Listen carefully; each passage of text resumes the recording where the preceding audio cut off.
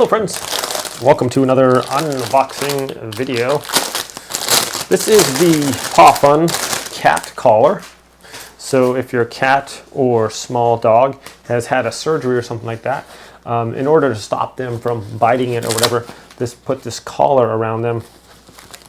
And this has this nice velcro here, so it goes on easily and not difficult to take on and off. And then it also has this little drawstring, so you can make it nice and not tight, but enough around their neck so it doesn't, so they don't just slip through it. So this portion is nice and it's a little bit rigid, but it's also soft and comfortable, and the thing doesn't weigh a whole lot. So put that on the animals, and then they can't get at their wound or whatever. So I actually have my cat Boogie. He's gonna test this out for us. So let's go see how he likes it. Alrighty, my friends, here we have it.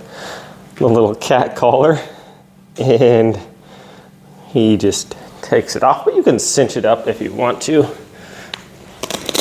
Boogie's just in a playful mood, so if you tighten this down a little bit, you can just put him right on there, and then that kind of keeps the cat from getting it. But he's just kind of silly. So you can tighten this down too if you want to.